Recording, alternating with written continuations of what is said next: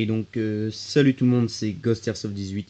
Alors aujourd'hui on se retrouve pour une nouvelle vidéo, donc pour la review du P11 Para de chez Umarex. Alors c'est une réplique CO2 type 1911, produite par Combazone et distribuée par Umarex. C'est une réplique que j'ai acheté 57 € sur Presse Ministère. Donc maintenant, enfin ça dépend parce qu'il y a une nouvelle version maintenant. Moi j'ai pris le black, donc c'est pas mal d'années quand même. On va passer directement à ses caractéristiques. Donc on est en propulsion CO2, matière principale ABS, mode de tir on est en sécurité et semi-automatique. La culasse est pas mobile. Capacité du chargeur 16 billes, hop-up fixe. Donc il y en a un. La couleur moi c'est noir. Moi j'utilise 0,20 g. Le poids à la réplique avec chargeur inclus, sans billes, sans sparklet, on est à 805 g. Et la longueur de la réplique, on a 273 mm. Et en FPS, on a 463 FPS, donc soit environ 141 mètres secondes si je me trompe pas. Et on est à 2 joules. Voilà. Donc, bien sûr, c'est beaucoup trop pour jouer en partie, mais c'est plus une réplique de tir sportif. Donc, c'est vraiment une réplique qui est très précise, une très bonne portée, même quand on arrive à la fin de la pression de la sparklet. Vous savez, quand on tire, que ça fait même pas 5 mètres de portée, on est quand même assez précis.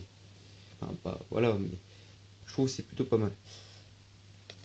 Au niveau de la boîte, on a un carton au-dessus, donc avec la réplique. Pareil ici. Pardon, hop. Voilà. Donc là c'est pas mal, on est vraiment bien indiqué, on voit que c'est une réplique qui est destinée pour la France. Voilà. Donc moi, le chargeur moi était direct dedans parce que j'avais 3 sparklets CO2 Swiss Arm rouges. La notice, moi j'en ai pas eu. Pourquoi? Allez me dire. D'après ce que j'ai vu, c'est une notice propre à la réplique, donc avec un papier légèrement plastifié, couleur en fond de couleur ça. Mais apparemment c'est explicatif, oui et non. Donc dedans on y trouve un petit biberon, donc avec de la 6 mm en 0,20 g, donc on remplit par ici. Et ensuite on ouvre là pour charger notre chargeur, ce qui est plutôt pas mal. Donc avec ceci on fait, avec une seule sparklet on fait 3 chargeurs. Donc ça je vais mettre le lien dans la description de mes sparklets que j'utilise, les Moza. Donc voilà le chargeur. Un chargeur principalement en ABS. En aluminium, on a tout ce qu'on voit chromé. On a la valve normale.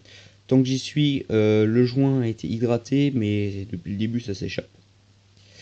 Le gaz, dès que je mets la sparklet, ça se glace et tout, c'est un bordel. On peut voir le magnifique jour. Je sais pas si on peut le voir correctement.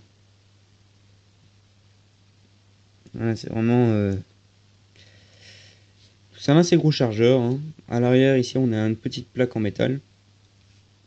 Pour visser la sparklet, on a une petite vis, ou je ne sais pas comment on pourrait appeler ça, incluse direct.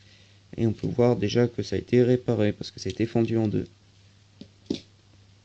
On y trouve également une petite mire avant, qui n'est pas phosphorescent, mais juste fluorescent. Donc vu que c'est vraiment pas mal, hein, niveau tir sportif, vraiment une bonne réplique. Donc on est sur un polystyrène qui tient le coup, quoi, qui ne s'effrite pas et tout ça, qui est vraiment pas mal.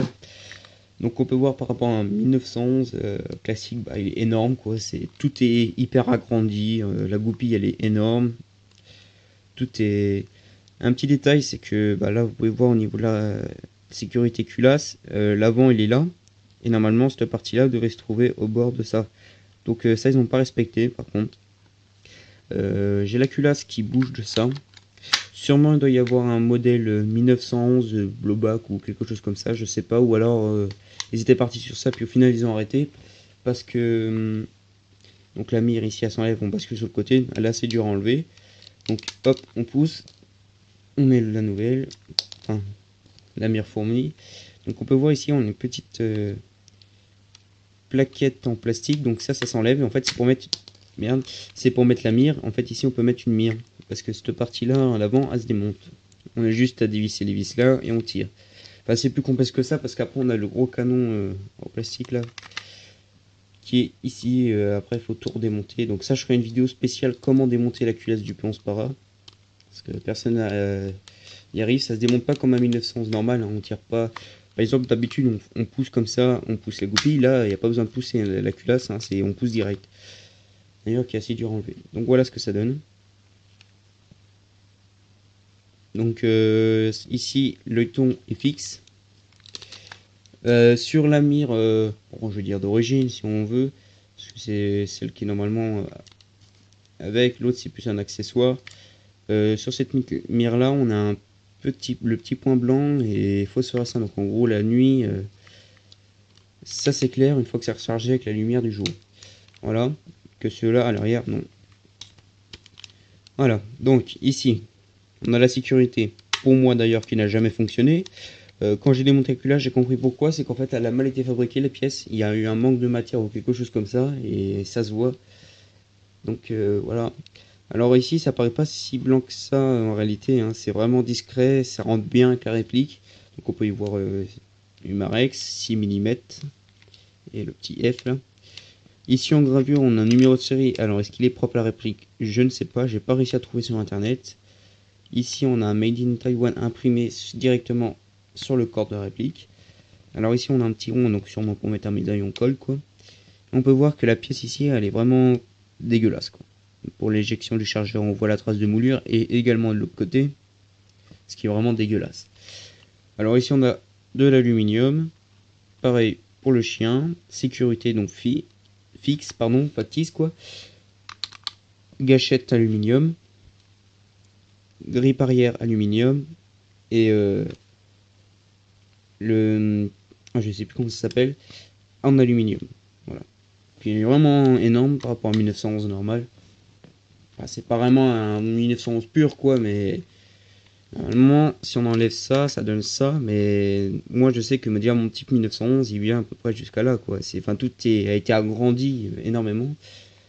Et pour tout le reste, tout ce qui n'est pas en aluminium, c'est de l'ABS. Donc l'éjecteur de douille factice est en un plastique chromé, donc qui est déjà cabossé à l'origine en fait. Donc dommage. Bon, après sinon les finitions ça va quoi, c'est pas dégueulasse du tout. Mis à part cette pièce là que je trouve vraiment dommage. Ensuite on a un gros rail en dessous. Voilà. Donc je fais une vidéo vraiment que pour pouvoir démonter la culasse parce que c'est vraiment un calvaire. Sécurité queue de castor au niveau de la poignée de la réplique factice. La sécurité elle est là. Voilà, ce qui est vraiment dommage. Et que ça ils l'ont pas respecté au niveau dimension, au niveau de la culasse, l'encoche. Même ma première réplique, qui est un pistolet qui vaut même pas 2 euros, ma première réplique plutôt un pistolet à billes quoi, donc ça fait pas mal donné. C'était même mieux fait que ça à 57 balles, voilà.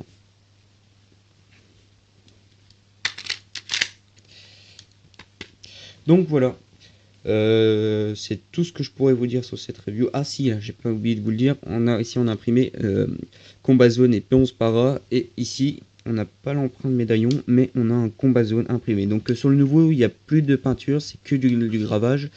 Alors je sais pas exactement, j'arrive pas à voir sur les photos ce qui est écrit, mais bon. Donc voilà, en espérant que cette vidéo vous aurait plu, n'hésitez pas à liker, à partager. N'hésitez pas aussi à aller voir la prochaine vidéo ça sera le démontage de la culasse du P11 Para. Et après je terminerai sur son test de tir, pardon. Voilà, allez à la prochaine.